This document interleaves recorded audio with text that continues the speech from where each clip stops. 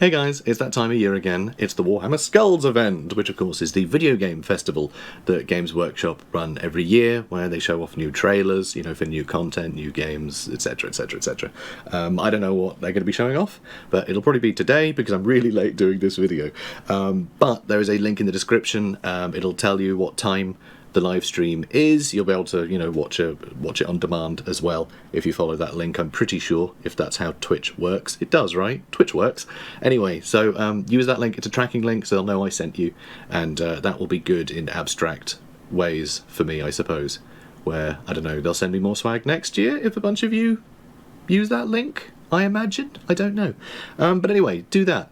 So we're going to see what's in this box of swag that they sent me. We have a little, a little introductory hello letter, and on the other side, a bunch of game keys, which I may just post on my Discord, I think, for people to nab.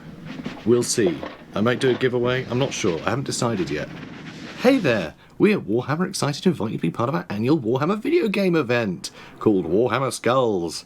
It's a week-long festival of everything Warhammer video games, and will start on Thursday the 23rd of May. So 5 PM is when the Twitch stream starts. So 5 PM, use the link down below. That's BST, because obviously I'm not going to tell you what it is in, I don't know, China, because I'm not in China.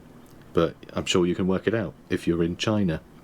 So, as we kick off Warhammer SKULLS with an exclusive preview showcase, including brand new game reveals, exciting first looks, details on upcoming discounts, and even free-to-keep games for your library. Well, isn't that nice? We'll be sharing news on our biggest games, including Space Marine 2 and Bolt Gun Warhammer from Focus, Rogue Trader Chaos from Owlcat, Blood Bowl 3 Get it! from Nacon, Tacticus from Snowpoint, and Total War Warhammer series from Creative Assembly, plus many more. So very fun. So yeah, really, really cool. There's a bunch of other stuff, don't worry about that. It's the embargo for this video, for showing you this stuff, which obviously has passed, or you wouldn't be seeing it. Stickers. I like stickers. Stickers are good. I think that's a librarian, right? I don't know, I'm showing it to the microphone. There's a librarian, and you'll never believe it, there's a skull. I know! Warhammer SKULLS, got a skull. So that's fun. Yeah, stickers. Stickers are cool. There's a t-shirt all bundled up. So you can see there's a little logo, same as the sticker. There's that librarian again. There he is. Gloomspite Gits dice, which if I was to buy any like branded dice, it would probably have been these guys. I like these. I'm going to use these like a lot. Now this next thing is kind of rad. I would never buy one of these for myself because what the hell would I do with it except just sort of have it around? However, it's one of the Joy Toy Space Marines. These things are amazing. Absolutely love these things. This is a Dark Angels Intercessor. It's Brother Ashar. Very cool. Love Brother Ashar. I don't know who he is, but I don't know. He seems cool. He's got a gun and loads of accessories. In fact, loads of accessories. Yeah, just a cool dude. Really, real cool dude. I really like that. And now for my favourite two things in here.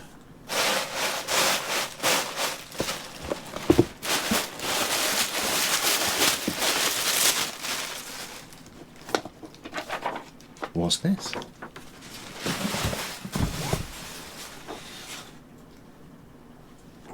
Dear Fleshbag,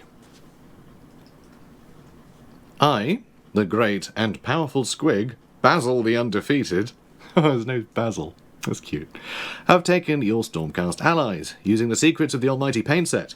I have reforged them, adding their power to my growing horde. Sigmar can suck it, oh my. Until we meet on the field of battle, your nemesis, Basil, brackets, the Undefeated. I didn't know I had a nemesis. P.S. Since I can't speak, I'll require you to provide flavourful commentary for the viewers. I hope you can handle it, Meatsack. Again with the name calling. But yeah, sure. Yeah, no, that sounds great. I was thinking of doing a painting tutorial myself, but yeah, if he wants to paint them up, that's great. All right, yeah, let's get to it. So first off, this Vindicators paint set is actually really good. I really think it's nice. It's got a really good range of colours, and it's got, you know, metallics, a wash, and a technical paint for doing the base. So you really can do the entire set. You know, you get a couple of models with it, and you can paint them fully. You aren't really missing anything. It would be nice to maybe have a brown in there for the leather bits, maybe a black as well, but honestly, pretty good. You can do a good job, which hopefully we will see Basil doing. So first off, using clippers to take all the pieces off the sprue, then tidying up the largest bits with the sharp end of a scalpel, and then using the back of the scalpel to help smooth it out and remove any mould lines. Once all the pieces have been liberated and cleaned up, you can start putting them together. It's all push fit, so it's relatively easy to put together, provided you follow the instructions and know which pieces are which, or wing it. Of course, once you finish the building step, you know, it's kind of normal to make them fight one another. You know, it's Warhammer, right? Fighting. Those two monkeys are killing each other. They're having sex. Oh? And then before you start painting, you chop the tips of your fingers off. No, don't do that. Just don't. That's bad. It's bad advice. Don't do that. This will help you grip the model better if you have squig hands. It's time to make sure your paints are well shaken.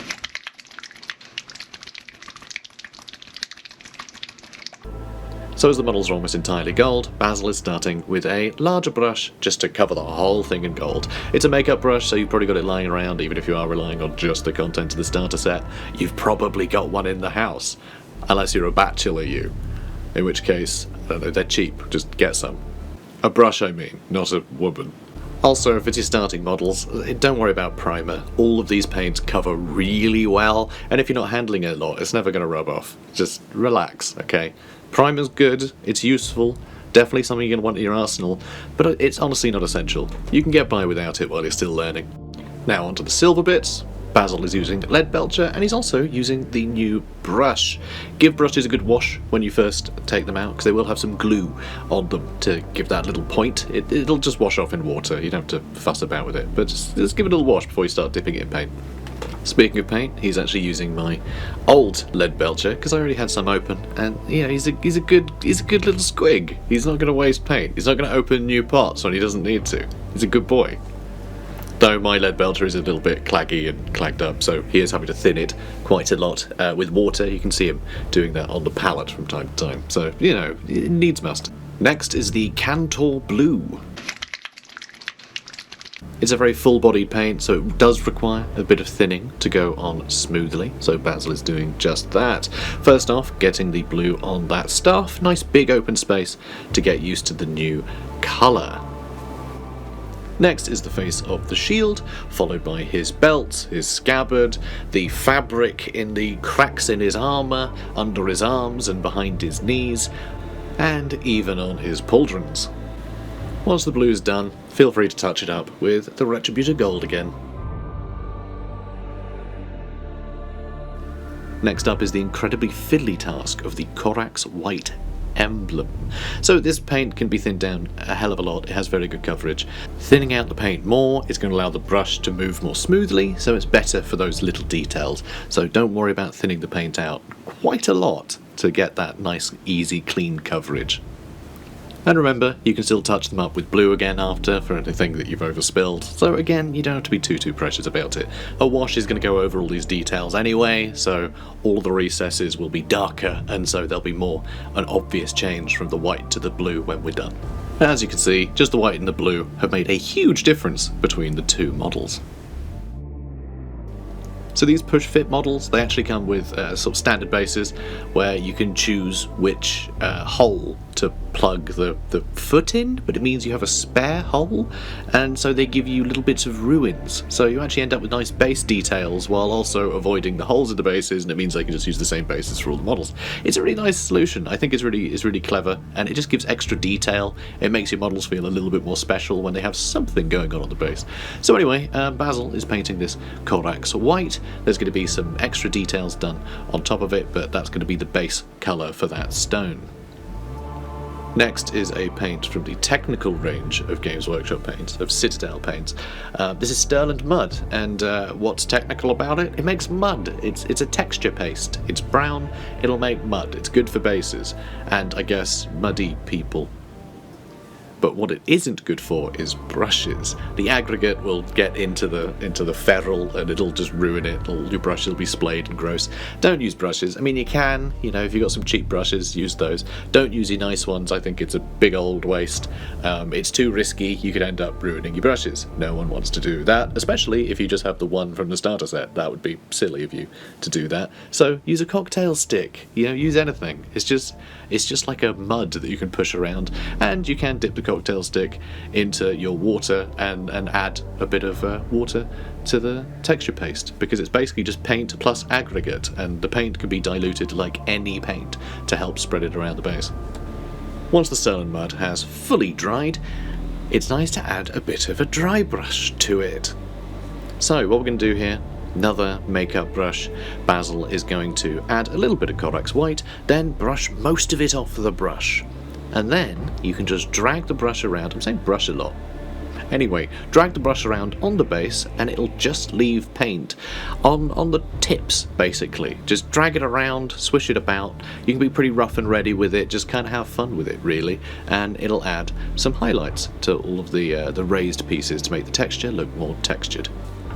Next up, given the incredibly limited palette that we have from the starter set, Basil is going to introduce a little bit of blue into the mix. We have a really pale blue that we could dry brush again, and this is going to go on the stone, because stone isn't just white, it isn't just grey, there's a lot of other tones there, so adding a little bit of blue, it'll help sort of tie it in with the rest of the model, and it'll look a little bit more realistic and interesting if it has like a little tint to it. So once that's dried, onto what could be the final step in painting a model, it's applying the wash. So in this case, Basil is going to cover the entire model in Agrax Earthshade, including the base.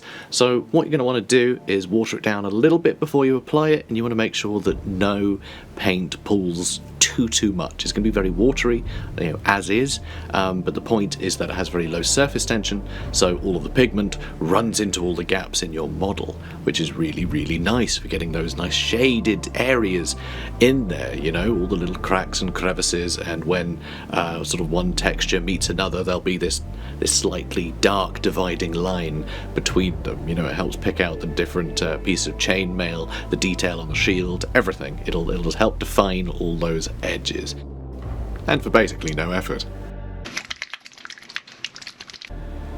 So once the wash is dry, we're actually going to do one more dry brush. So Basil here is using lead belcher to go back over the lead belcher, which will be a lot kind of kicked back. It won't be as bright.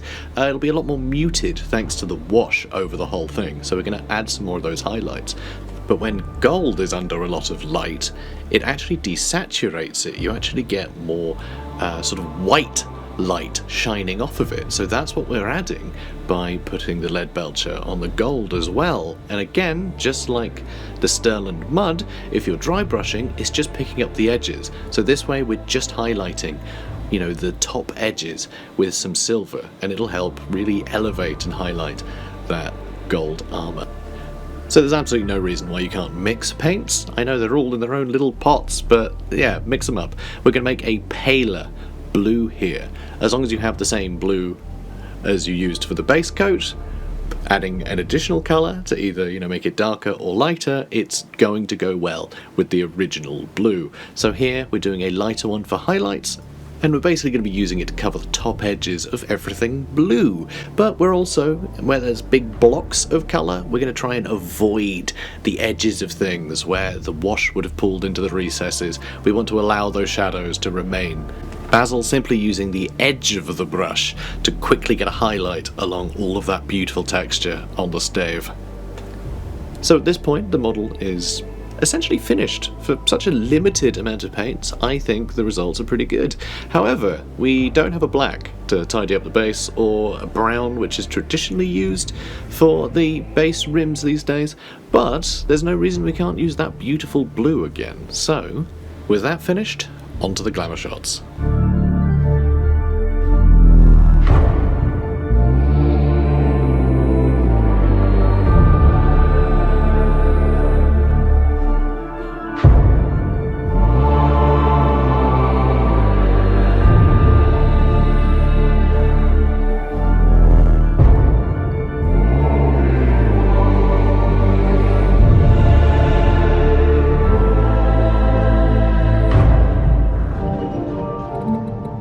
So that's it for today's video. A bit different, isn't it? Yeah, like very different actually.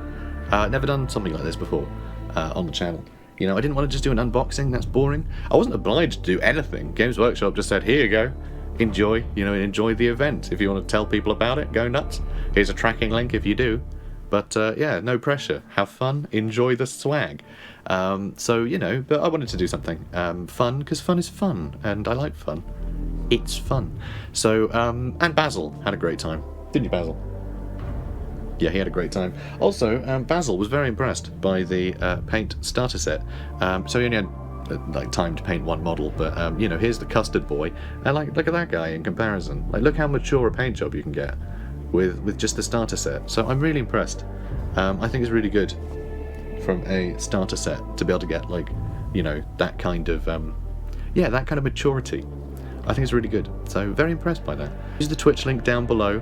Right, 5 PM BST, go watch the Skulls event on Twitch, see all the latest game news and announcements, you know, in the world of Warhammer. I will be tuning in. I can't wait to see what is coming up, because, you know, I'm going to be covering a lot of that stuff on the channel, probably. Also, this sort of content will have a home on Jord's Realm Forge. Go check out the link below. This video will be on that channel as well. If you want to watch it a second time, I would love that. I would love for you to do that, because if that channel gets enough watch time, then I can monetize it, and then it'll start actually, like, you know, promoting my content in the algorithm for that channel, so I can do more hobby-focused stuff. It won't be painting tutorials. I'll probably never do another painting tutorial again, just because I don't have macro photography, right? I don't have, like, an SLR. You guys probably noticed that in this video, getting close-ups of things is basically a no-go. But, you know, I hope it was still fun, and you learned things, and, you know, had a giggle, and made friends along the way. I know I did. You're supposed to thumbs up. Hang on, you don't have arms!